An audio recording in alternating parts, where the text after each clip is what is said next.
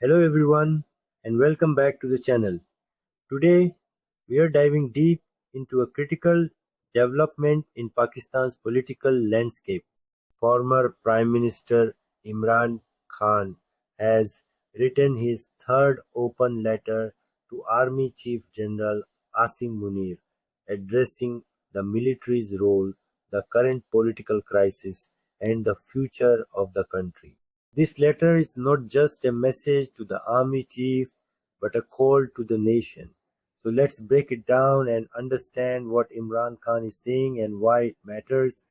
Before we get into the details, let's set the context. Imran Khan, the former Prime Minister of Pakistan, has been a vocal critic of the establishment since his government was ousted in April 2022. He has repeatedly accused the military of interfering in politics and undermining democracy. This is his third open letter to the army chief, and it comes at a time when Pakistan is facing one of its worst political and economic crises. The letter is not just about politics, it's about the survival of the country. Imran Khan starts the letter by making it clear that he is not asking for any deal for himself or his party, Pakistan Tehreek-e-Insaf (PTI). He emphasizes that his only concern is the reputation of the military and the interest of the nation. He says, as a former Prime Minister and a patriotic Pakistani, my only goal is to restore the military's credibility and protect the country's future. This sets the tone for the rest of the letter, where he addresses the growing divide between the public and the military. One of the most striking parts of the letter is Imran Khan's criticism of ISPR, the military's media wing. He says that ISPR's repeated claims that the military does not interfere in politics are insulting to the nation's intelligence. He argues that in the age of social media, nothing can be hidden and everyone knows who is really running the country. He says from election rigging to the destruction of the judiciary, the public knows which invisible hands are behind it all. This is a bold statement and it directly challenges the military's narrative. Now, let's get into the 5 key points Imran Khan raises in his letter. These points are not just criticisms, they are a roadmap of what's wrong with Pakistan today and how it can be fixed. Imran Khan starts by talking about the 2024 general elections, which he claims were heavily rigged. He says that establishment imposed rejected faces on the nation through these rigged elections. He mentions how leaders who were once accused of corruption were brought back to power, and the entire state machinery was used to manipulate the results. He says the nation saw how Form 47 was used to change results and impose a government that no one wanted. This, he argues, has caused irreparable damage to the country.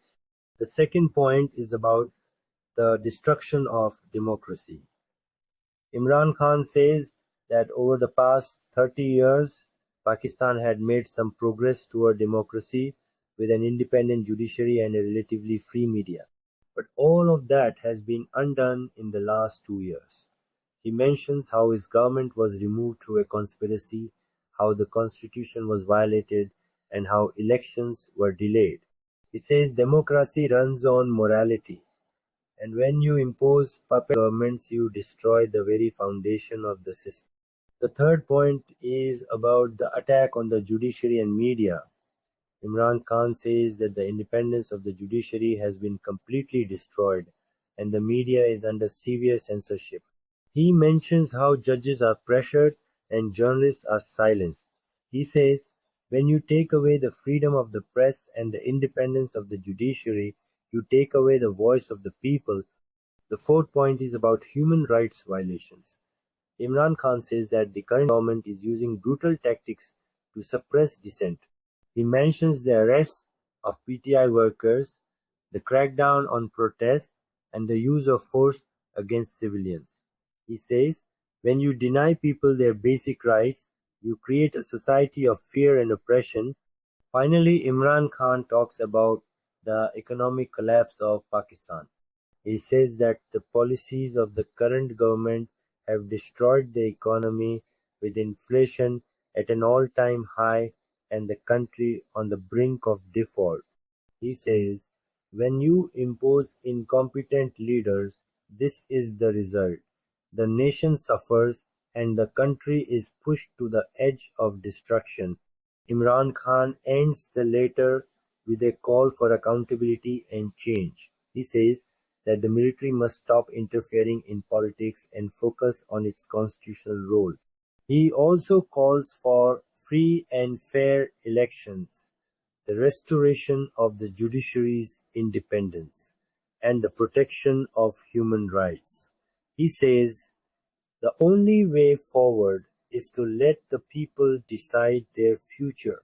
Pakistan cannot survive if the establishment continues to impose its will on the nation. So there you have it, Imran Khan's third open letter to the army chief. It's a powerful critique of the current system and a call for change. Whether you agree with him or not, one thing is clear.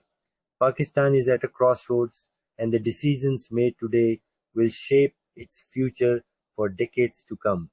What do you think about Imran Khan's letter? Do you believe the military should stay out of politics? Let me know in the comments below. Don't forget to like, share, and subscribe for more in-depth analysis. Thanks for watching, and I'll see you in the next video.